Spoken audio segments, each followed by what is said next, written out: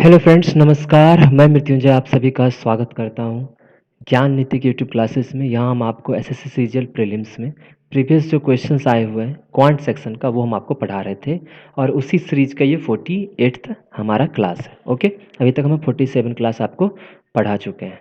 तो इसमें क्या करते हैं, हम जो प्रीवियस ईयर क्वेश्चन आए हुए हैं एग्जैक्ट वही लेते हैं और उसको समझाते हैं, और दूसरा क्या है कि आपको उससे रिलेटेड कंसेप्ट भी बताते हैं, और पैरेलली उसका अलग और कोई तरीका हो सकता है बेसिक और जो शॉर्ट ट्रिक से हो सकता है। दोनों चीज़ें मैं आपको यहाँ पे समझाता हूँ। ओके, तो चलिए अब देखते हैं नेक्स्ट क्लास।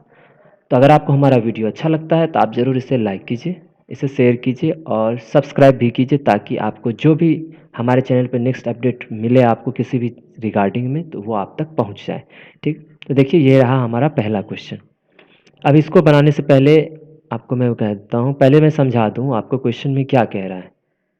ठीक है, कह रहा है इन अ सर्किल, सॉरी, हाँ, in a circle with centre O एक आर्क दिया हुआ A B C subtend an angle 110 at the centre of the circle. तो मतलब कहना है कि एक सर्किल दिया हुआ है। ओके, देखिए ये एक सर्किल दिया हुआ है। अब इसमें क्या क्या कह रहा है वो मैं आपको बता देता हूँ।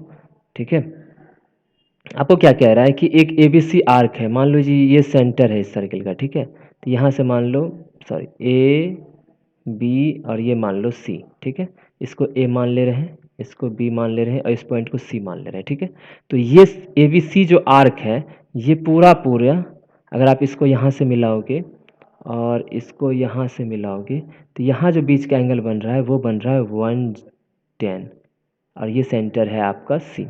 ठीक है, या सेंटर ओ मान लो। ओके, ओ सेंटर दिया हुआ है। तो कह रहा है the chord A B is produced. तो ए बी कॉर्ड कौन सा हो जाएगा, ये वाला। ठीक है, तो अब बोल रहा है इसको अगर आगे बढ़ा देते हैं। ठीक है, A B is produced to a point P, एक पॉइंट पी तक प्रोड्यूस कर दिया गया। ठीक है, तो बोल रहा है सी बी पी एंगल बताने, तो सी बी कौन कौन सा हो जाएगा, ये वाला। ये आपसे मेनली पूछा है ये वाला एंगल, समझ में आया आपको। ठीक है, तो अब इसको बनाएंगे कैसे, तो देखिए इसको बनाएंगे कैसे कि एक मान लो ये सर्किल हो गया। ओके, अब आपको अच्छे से पता होगा जितना सेंटर पे एंगल बनता है, अगर मान लो 2 थीटा बनता है तो इसका आधा हर जगह बनता है, मतलब थीटा और ये थीटा। ठीक है, ओके, तो अब हमको एक बात बताओ कि ये तो यहाँ पे एंगल 110 बन रहा है। मान लो मैं कह रहा हूँ कि अगर यहाँ बनाते, ठीक है, ये देखो अच्छे से। ठीक है, अगर ये 110 बन रहा है तो ये कितना बनता, 55। कितना बनता, 55। सही है। और एक और चीज़ आप जानते हैं कि किसी भी सर्किल में जो साइक्लिक क्वाड्रिलेटरल होता है, ठीक है, उस साइक्लिक क्वाड्रिलेटरल में क्या होता है, आमने सामने का एंगल का सम कितना होता है, 180 डिग्री। अगर ये 55 है तो आप बताओ मुझे ये कितना होगा। चूंकि मैं ये कह रहा हूँ कि ए बी सी, इसको डी मान लो, तो ए बी सी डी पूरा एक क्या है, साइक्लिक क्वाड्रिलेटरल है। तो डी और बी जो है वर्टेक्स है आमने सामने। ओके, तो इसमें क्या होगा कि दोनों का सम कितना होना चाहिए, 180 होना चाहिए ना। तो अगर ये 55 है तो बताओ ए बी सी ये एंगल कितना होगा, तो आप कहोगे कि सर इसको आप 180 में से घटा दो, या इसके बाद एक शॉर्ट ट्रिक बताऊंगा उसको भी ध्यान रखना। ठीक है, तो मैं ये कह रहा हूँ अगर ये 55 डिग्री है तो ये कितना हो जाएगा, 55 5 60 125 डिग्री। सही है ना, 55 20 70 10 80 125 डिग्री हो गया। तो अब आप जानते हो ये एक लाइन है ना। तो ये अगर लाइन है इस पे पूरा 180 बनना चाहिए। अगर ये 100, सॉरी, ये 125 है तो ये कितना हो जाएगा, 55 डिग्री। क्लियर हुआ आपको। तो जो आंसर आपको बोल रहा है तो वो एक्चुअल में कितना हो जाएगा, एक्चुअल में आपका हो जाएगा 55 डिग्री ही, दूसरा तो कुछ होगा नहीं। तो अब हमको एक बात ध्यान रखना है, समझ गए क्या चीज़, इससे एक कंसेप्ट ध्यान रखना है कि अगर कोई ऐसे मान लो कि पॉइंट बन रहा है यहाँ, अगर जो भी बन रहा हो, 2 थीटा बन रहा हो या कुछ भी बन रहा हो, जो भी बन रहा हो, लेकिन यहाँ जो एंगल होगा ये वाला एंगल, वही एंगल ये वाला भी होगा। यहाँ अगर थीटा बनेगा तो ये भी कितना बनेगा, थीटा। इस बात को अब हमेशा एकदम याद करके रख लो, और किस तरह से बना वो भी मैंने बता दिया। एक तो एक और चीज़ मैं बता देता हूँ यहाँ पे आपको। ठीक है, कि अगर यहाँ देखोगे आप, अगर ये 55 है तो एक और चीज़ बताओ मुझे, ये अगर 110 था तो ऑब्वियस सी बात थी कि ये कितना होता, आप मुझे बताओ।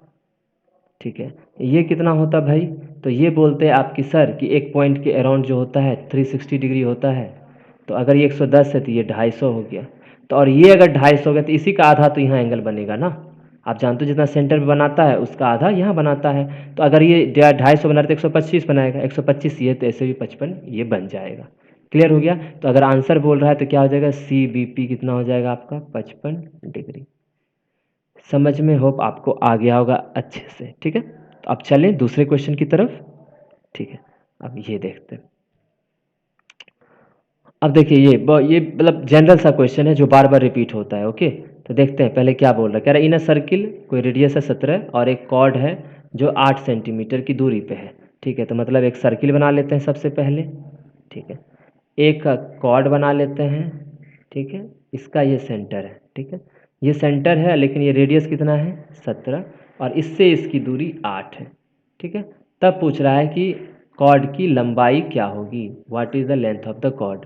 अब एक बात बताओ, जब भी ये लेंथ देखते हैं ये वाला परपेंडिकुलर डिस्टेंस होता है। जब भी कोई किसी भी पॉइंट से अगर आपको किसी लाइन के का डिस्टेंस दिया हो तो आप समझ जाओ वो उस पर परपेंडिकुलर डालेंगे तो यही इसकी लंबाई होगी। अगर 8 बोल रहा है तो मतलब ये 8 होगा। ओके, 8 और ये परपेंडिकुलर डिस्टेंस होता है, distance of the point from a line. Okay, तो अगर ये 8 है ये 17 है तो आप जान रहे हो ये कितना हो जाएगा।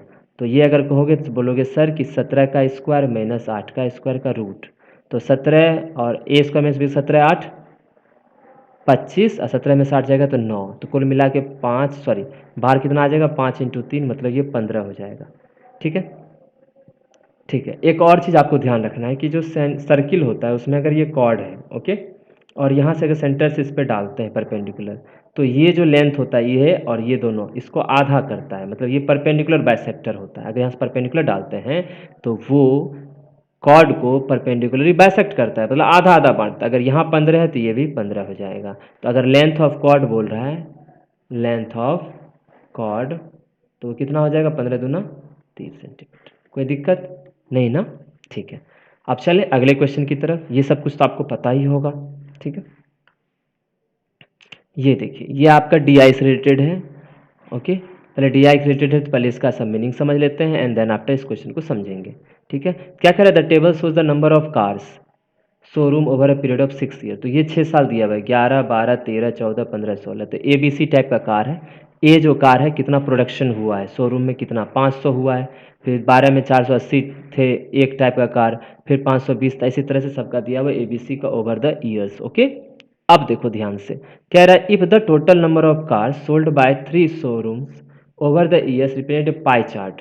तो कह रहा है if the total number of car sold by the 3 showrooms, 3 showroom के द्वारा जितना ओवर द ईयर में टोटल ईयर में जितना भी कार बना है, अगर उसको हम एक पाई चार्ट पे बनाएं। पाई चार्ट समझते हो, पाई चार्ट ये होता है। ठीक है, ये पाई चार्ट अगर मान लो जैसे कि ए था तो कुछ पार्ट ए ले लिया, कुछ जैसे ए ले लिया, ये बी ले लिया, सी ले लिया। ओके, इस तरह से करेगा। ठीक है, तब क्या रहा है कि what is the central angle of the sector representing the total number of car sold in the car 2013। तो बोल रहा है कि 2013 में, समझ रहे हो 2013 में आखिर कितना जो था कार बिका था। और आपको बोल रहा है मतलब कितना एंगल बना रहा है, जितना भी कार बिका था 2013 में वो आपको बोल रहा है कि टोटल बताइए कि वो कितना होगा। क्लियर। ठीक है, तो अब उसको बनाने के लिए पहले क्या करते हैं, हम इसको जूम कर लेते हैं ताकि आपको मैं जोड़ के वहीं पे बता दूं। अच्छा यहीं कर लेते हैं। ठीक है, तो अब देखो अगर मैं कहूँ कि 2011 में कितना हुआ था, पहले 2011 में देखते हैं। 2011 में कितना हुआ था, देखो यहाँ से 5 4 9 4 13, 1350 सही है।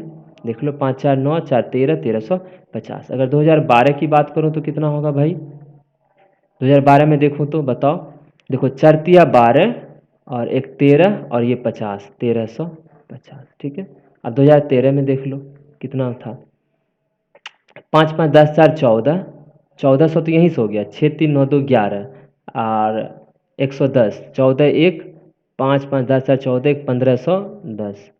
2013 में कितना हो गया 1510। सारा कार का आपको जोड़ना पड़ेगा वरना नहीं बनेगा। ठीक है, आप इसको अगर जोड़ोगे तो 6 4 10 5 15 ये हो गया, 8 2 10 ये हो गया, 1620। ठीक है, और अगर 2015 में देखोगे तो ठीक है 6 5 11 5 5 5 10 से 16 और 5 2 7 4 11, तो 16 1 1710। ठीक है, और 2016 का देखेंगे तो अब देखो यहाँ 6 4 10 4 14, 6 4 10 4 14 और 3 3 6 1460। पहले क्या करना है अब आप अच्छे ध्यान समझना, पहले तो आपको अगर सेंट्रल एंगल पता करना 2013 से, तो आप पहले दिखाओगे कि कार 2013 में कितना बिका बटे टोटल दिखाओगे कार कितना था और इंटू 360 कर देना।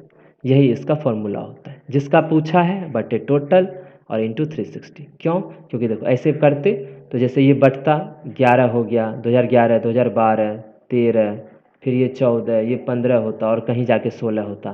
तो ये 16 कितना एंगल बना रहा है यहाँ पे सेंटर पे, वही एंगल हमको निकालना होता है। तो मैं क्या करता हूँ, जैसे 13 का चाहिए तो 13 का पूछ रहा है तो 13 का ये एंगल पता करना है। तो 13 में जितना कार का प्रोडक्शन हुआ वो ऊपर लिख दो, 1510 ऊपर रखा जाएगा और टोटल को जोड़ दो। टोटल कितना हुआ है, आप सबको जोड़ना पड़ेगा, इसको इसको इसको, ये सब को जोड़ दीजिए। ओवर द ईयर कितना कार का प्रोडक्शन हुआ है। ओके, तो अगर जोड़ोगे तो जीरो तो लास्ट में होगा ही।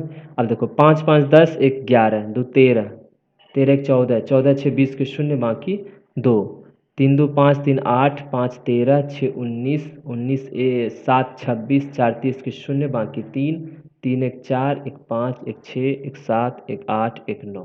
तो कुल मिला के 9,000 कार टोटल हुआ था, जिसमें इसकी 1510 13 में बिका था। और इसको किससे करना पड़ेगा, 360 से। एक जीरो यहाँ से गया, यहाँ से गया, यहाँ से गया, यहाँ से गया। ठीक है, अब देखो 9 दहें 90 और 9 चौक 36। अगर इसको देखोगे तो 4 इकाई 4, 15 चौक 60 बटे 10, तो ओवरऑल 60.4 डिग्री एंगल आपका आ गया। तो आंसर कौन सा हो जाएगा आप बताओ, 60.4 डिग्री एंगल इसका आंसर हो जाएगा। समझ में आया? अब देखो, अब एक और चीज़ ध्यान देना, मैं कुछ कुछ चीज़ें बता देना चाहता हूँ। जैसे ये तो था सेंट्रल एंगल से रिलेटेड, ठीक है। अभी क्या हुआ कि ये एक ही क्वेश्चन में एक ही डायग्राम से, मतलब एक ही आपको जो टेबल दिया उससे एक ही क्वेश्चन पूछा है। तो बहुत सारा चीज़ होता है। अगर आप एग्ज़ाम में आप बना रहे हो, ठीक है, तो पहला काम करना कि ये जो लिखते हो इसको आप हमेशा नोट डाउन करके रखना, क्योंकि ये आगे काम देगा। कहीं मान लो दूसरे क्वेश्चन में ये पूछ दिया आपसे कि 2013 वाला जो कार था, 2013 वाला जो कार था 2012 वाले कार से कितना परसेंट अधिक था। समझ रहे हो बात? मतलब 2013 में जितना कार मतलब वहाँ प्रोड्यूस हुआ था, सोल्ड हुआ था, तो वो 2012 में सोल्ड हुए कार से कितना परसेंट अधिक था। तो आपको क्या करना पड़ता कि 1350 नीचे रखना पड़ता, क्योंकि कंपेरिजन 2012 से कर रहा है, और इसके बीच का डिफरेंस निकालना पड़ता। तो एक तो देखो 150 ये हो गया, 10 वहाँ 160 इंटू 100 करते। तो मैं ये कहना चाह रहा हूँ कि जब भी ये आप बताओ, इसको बार बार थोड़े हर, मान लो यही क्वेश्चन सेम दोबारा आ जाए, तो आप इसको थोड़े कि इसी को फिर से आप वो करोगे, क्या कहते हैं, फिर से जोड़ोगे फिर देखोगे, तो इसमें समय बर्बाद होगा ना। तो इसको कहीं पे अच्छे से पॉइंट आउट करना। इसलिए जब भी आप कोई टेबल का सॉल्व करते हो, जिसका जब भी कोई डाटा लिखते हो अपने रफ पेपर पे, तो उसको बहुत ही मतलब साफ और सुथरा लिखना, ताकि आपको दिक्कत ना आए, उसको दोबारा जोड़ने की ज़रूरत ना पड़े। इस बात को समझ में आया आपको? ठीक है, तो इन चीज़ों का थोड़ा सा अच्छे से ध्यान देना होता है, वरना क्वेश्चंस में आपका समय ज़्यादा लग सकता है। क्योंकि आपको एक मैं दिखा देता हूँ, जो अगले, ये देखो क्वेश्चन, वही सेम क्वेश्चन है, ठीक है। इसी को आज हम कर लेते हैं फिर से, ठीक है। तो अगर इस क्वेश्चन को देखोगे तो ये आप आज कर लो, ठीक है, इसको हम नेक्स्ट डे आपको करवाएंगे।